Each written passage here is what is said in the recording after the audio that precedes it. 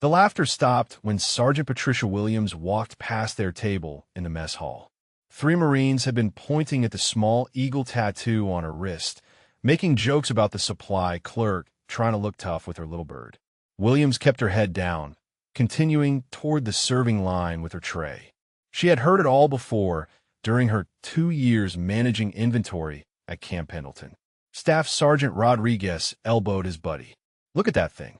Probably got it at some strip mall parlor thinking it made her look like a warrior." The other Marines chuckled, but their voices carried across the nearly empty dining area. Williams paused at the food counter, her shoulders tensing slightly as she reached for a plate. The tattoo was barely visible unless you looked closely. A simple black eagle with spread wings, no bigger than a quarter, positioned just above her watch. Nothing flashy or elaborate. Most people never even noticed it. But somehow it always seemed to catch attention from the wrong people at the wrong times. Williams had learned to ignore the comments. Her job was logistics, not combat. She kept the base supplied, managed requisitions, and made sure everyone had what they needed. It was important work, even if others did not see it that way. Williams picked up her silverware and turned to find a seat when the mess hall doors burst open. Colonel James Mitchell strode in with purpose, his uniform crisp and his expression serious. The casual chatter died instantly as every Marine in the room snapped to attention. The colonel's eyes swept the room until they found Williams standing by the serving line. His face changed completely. Without hesitation, he walked directly toward her, his boots echoing in the sudden silence. Rodriguez and his friends watched in confusion as the base commander approached their target of ridicule. Colonel Mitchell stopped 3 feet from Williams and came to perfect attention. His right hand shot up in a sharp salute. "Sergeant Williams, sir, it is an honor to serve on the same base as the Eagle of Fallujah." The mess hall fell deadly quiet. Every Marine stared as Williams slowly returned the salute, her expression unchanged. The small tattoo on her wrist suddenly carried different weight in the room. Rodriguez felt his stomach drop as he realized what he had been mocking. The colonel held his salute for several long seconds before lowering his hand. "Your reputation precedes you, Sergeant. If you need anything during your time here, anything at all, you come directly to me. The base is honored by your presence." Rodriguez stared at his untouched food as the colonel left the mess hall. The other Marines at his table sat in stunned silence. Nobody moved. Nobody spoke. The weight of their mistake pressed down on the room like a heavy blanket. Williams calmly took her tray to an empty table and began eating. She cut her chicken methodically, chewed slowly, and showed no emotion. The same quiet composure she had maintained while being mocked. But now that composure carried a different meaning entirely. Eagle of Fallujah. The name echoed in Rodriguez's mind. He had heard stories whispered in barracks late at night. Urban legends about a female Marine who had held a position for 18 hours against impossible odds, who had called in danger close airstrikes on her own position, who had saved an entire battalion when everything went wrong. But those were just stories, war myths passed down through generations of Marines. He never imagined the legend was real, let alone sitting 20 feet away managing supply requisitions and getting mocked for her tattoo. Williams finished her meal and stood to leave. As she walked past Rodriguez's table, she paused for just a moment. Her eyes met his briefly, and he saw something there he had not noticed before. Not anger or resentment, but a quiet strength that made him understand why Colonel saluted her. The alarm began wailing at 0347 hours. Williams jolted awake in her barracks as the emergency lights bathed everything in red. Code red. All personnel report to stations immediately. The voice over the intercom was steady but urgent. She dressed quickly and headed toward the supply depot, but Marines were running in the opposite direction toward the armory. Something was wrong. As she reached the main corridor, Lieutenant Hayes grabbed her arm. "Sergeant Williams, we have a situation. 3 civilians breached the outer perimeter near the ammunition storage facility. They are armed and have taken positions in the fuel depot. We cannot get close without risking massive explosions." Williams felt her pulse quicken. The fuel depot sat directly adjacent to the main ammunition bunkers.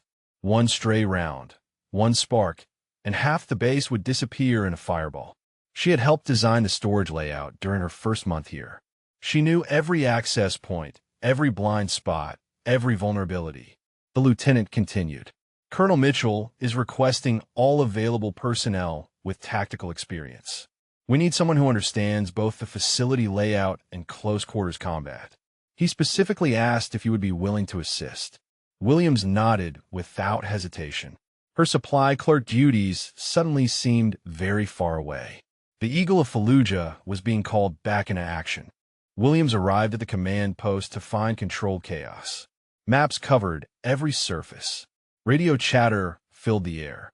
Colonel Mitchell stood at the center, directing operations while staff officers plotted positions on tactical displays. The situation was worse than she had imagined. 3 hostiles had not just breached the perimeter. They had positioned themselves with clear lines of fire to both fuel tanks and ammunition bunkers. Any conventional assault would trigger catastrophic secondary explosions. Captain Torres looked up from his radio. We have eyes on 2 suspects in the main fuel building. Third one is mobile somewhere in the complex. They have automatic weapons and what appears to be explosive charges. Standard breach protocols are useless here. Williams studied the facility layout on the main display. She traced the ventilation system with her finger, noting the maintenance tunnels she had crawled through countless times, checking inventory. Her mind automatically calculated angles, cover positions, and approach vectors. The colonel noticed her focus. "Were you thinking, Sergeant?" Williams pointed to the northwest corner of the complex. There is a drainage system that runs under the fuel depot. Maintenance access I used last month during the inventory audit comes up inside their blind spot, but it would require someone small enough to fit through narrow spaces. The room fell silent as everyone realized what she was suggesting. Colonel Mitchell shook his head immediately. "Absolutely not, Sergeant. You're supply personnel now. We cannot ask you to take that kind of risk. We will find another way." But there was no other way, and everyone in the room knew it. The drainage tunnel was barely 18 inches wide. Most of the Marines were too big to fit through. The few who could make it had no knowledge of the facility layout or combat experience in confined spaces. Captain Torres spoke up quietly. "Sir, with respect, we are running out of options. Every minute we wait increases the risk of detonation. If those charges go off, we lose half the base and potentially hundreds of lives." Williams felt the familiar weight of responsibility settling on her shoulders. The same feeling she had experienced in Fallujah when everything went wrong and lives depended on impossible decisions. She looked around the command post at faces filled with doubt and desperation. "I can do this, Colonel. I know every inch of that facility. I have crawled through those maintenance spaces dozens of times, and I still remember how to handle close-quarters combat situations." The room held its breath.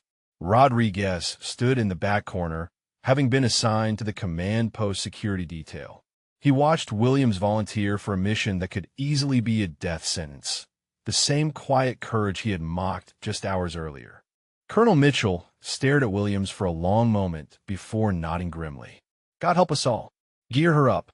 Within minutes, Williams was suited in tactical equipment she had not worn in 2 years. The body armor felt familiar despite the time gap.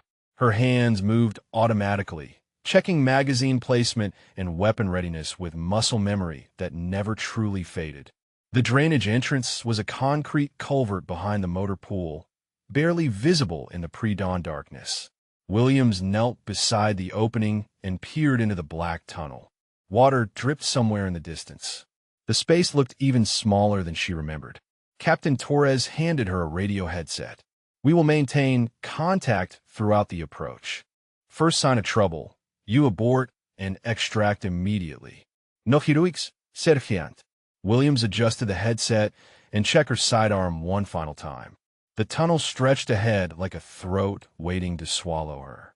She had done this before in Fallujah, crawling through bombed buildings and collapsed structures to reach impossible positions. But that was years ago.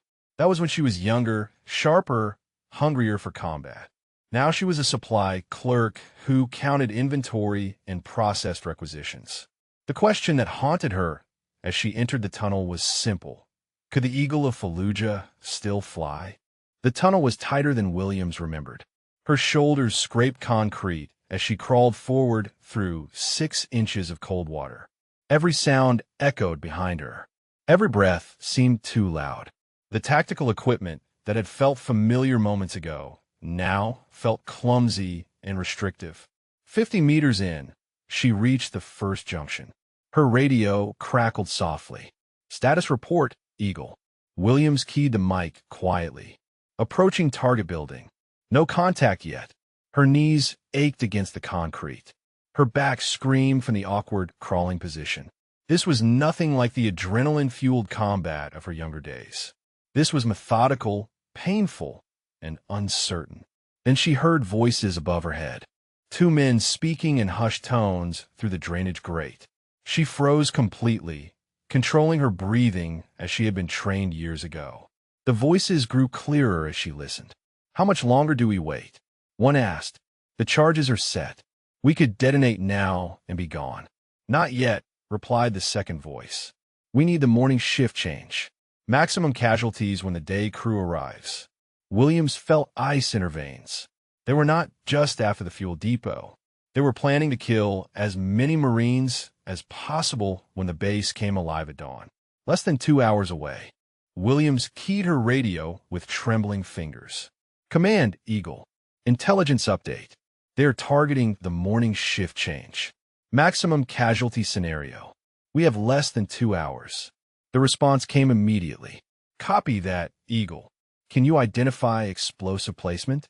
Williams crawled forward until she could see through the drainage grate into the fuel depot. Her heart sank. Charges were attached to every major support beam and fuel line. A sophisticated setup designed for complete structural collapse and maximum fire spread. But something else caught her attention. The third hostile was not in the building. Fresh footprints in the mud led away from the depot toward the barracks complex. He was positioning for the morning ambush. "Command, we have a problem. Third hostile is mobile and heading toward personnel areas. This is not just a demolition job. It is a coordinated attack." Williams made her decision. She could not wait for backup or extraction teams. Every second brought them closer to dawn and hundreds of unsuspecting Marines starting their day. The Eagle of Fallujah had never waited for permission to do what needed to be done. She began moving toward the access point inside the fuel depot. Her training kicked in completely now. Years of supply work fell away as combat instincts took control. She was no longer Patricia Williams, the supply clerk. She was exactly who she had always been. Williams emerged from the access hatch inside the fuel depot with her weapon drawn. The 2 hostiles were positioned exactly where she expected, watching the main entrances while ignoring the maintenance areas she knew so well. The first target never saw her coming. She moved with the fluid precision that had made her legendary in Fallujah. One shot, center mass, before he could turn around. The suppressed pistol barely whispered in the enclosed space. The second hostile spun toward the sound, but Williams was already moving. She used the fuel tank supports as cover, appearing and disappearing like a ghost. Her years of crawling through this facility during inventory checks had given her advantages no assault team could match. The hostile fired wildly, his rounds sparking off metal surfaces dangerously close to fuel lines. Williams stayed calm and patient. She had learned in Iraq that panic kills more soldiers than enemy fire. When he paused to reload, she took the shot. 2 down. But the charges were still active, and the third hostile was still loose somewhere on base. Williams began examining the explosive devices, her hands steady despite the adrenaline coursing through her system. "Command, Eagle. Depot secured. Beginning explosive assessment. Third hostile still at large in barracks area. Recommend immediate lockdown of personnel quarters." Williams studied the explosive charges with growing concern. The devices were more sophisticated than standard military demolitions. Professional grade with redundant triggers and anti-tampering mechanisms. This was not the work of random terrorists. Her radio crackled. Eagle command. Third hostile spotted near Building 7. Marines are moving to intercept, but he has taken a defensive position. Building 7. The junior enlisted barracks. Williams felt her blood run cold. In 30 minutes, 200 young Marines would be starting their morning routines, completely unaware of the danger waiting for them. She made a decision that would have been impossible for supply clerk Patricia Williams, but came naturally to the Eagle of Fallujah. She began systematically disabling the charges using techniques she had learned from explosive ordnance specialists in Iraq. Each device required careful analysis. Cut the wrong wire and the entire complex would detonate instantly. Her hands moved with confidence born from experience under pressure. She had defused similar devices in combat zones where hesitation meant death. Command, Eagle. Charges neutralized in fuel depot. Moving to assist with third hostile. ETA, 3 minutes. Williams grabbed extra ammunition and headed for the exit. Rodriguez and his friends were probably sleeping in Building 7 right now, completely unaware that their lives depended on the woman they had mocked just hours earlier. Williams arrived at Building 7 as the first Marines began emerging from morning formation. The third hostile had positioned himself on the roof with clear lines of fire to the courtyard below. In minutes, hundreds of targets would be exposed with nowhere to take cover. She spotted Rodriguez among the early risers, yawning and adjusting his uniform. The same Marine who had mocked her tattoo now stood directly in a kill zone, completely unaware of the danger above him. Williams keyed her radio one final time. Command, Eagle engaging final hostile. Clear all personnel from Building 7 courtyard immediately. The sniper on the roof never expected an attack from his blind spot. Williams used the same maintenance ladder she climbed during facility inspections to reach an elevated position behind him.